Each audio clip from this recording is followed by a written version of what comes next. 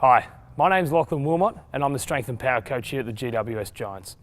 In this season, we've started to look at how we can introduce all of our plyometric concepts along with our jump land principles in a nice, strategic, periodised way to progress our athletes' return to play program or return to performance program.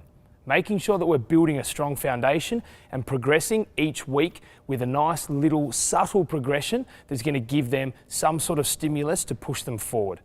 Now, like I say all the time, with all athletes, their progression is going to be independent and up to you as a coach to decide how long they spend in each phase and when they're ready to progress. But for Maddie here, we're going to demonstrate today how we can start to introduce some rotational components. Now, rotational components are something that aren't necessarily going to improve a huge explosive output with your athletes. Simply put, they're more coordinative exercises rather than pure power exercises. But in return to play, the coordination side is a huge component and exceptionally important for our athletes to learn.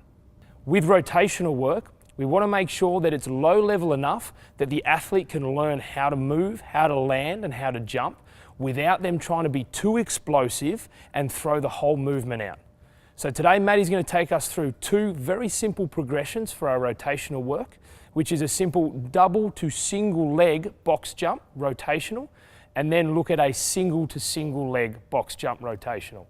So for a lot of athletes, the concept of rotating while jumping can be a little bit foreign. Although they may do it in their game and training all the time, it does become a little bit harder when they have to think about it. So give them a bit of time to learn, even use it in their movement prep as a low level introduction to get them good at it, but make sure you stick the foundations that we've been talking about.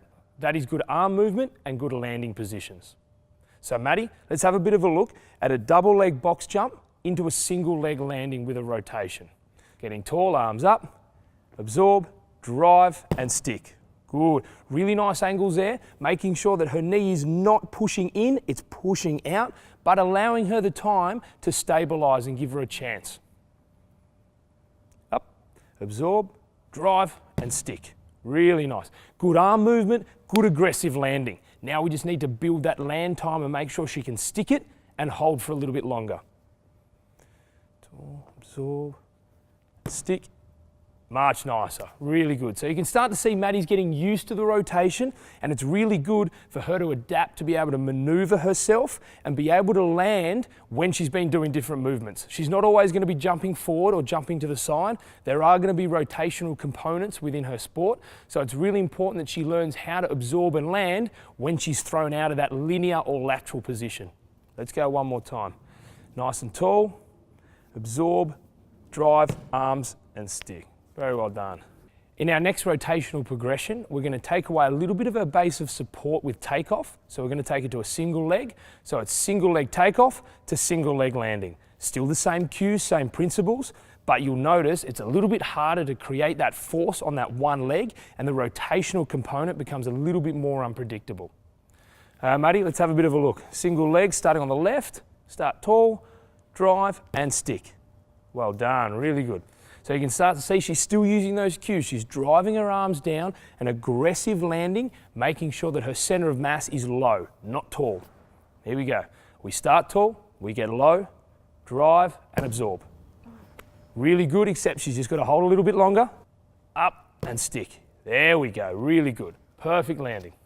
So like we've talked about in previous seasons around low amplitude jumps versus high amplitude jumps, these type of rotational movements are not necessarily going to add a huge amount of explosive power to your athletes. But what it is going to do is reteach or teach them from a foundation perspective of how to control their landing mechanics when they're moving around in space, in particular, rotational components. Like I said, linear and lateral movements are nice and very good for us to produce a lot of power from. But innately, not every athlete's going to be sticking to those planes of movement when they're in their game or on the track.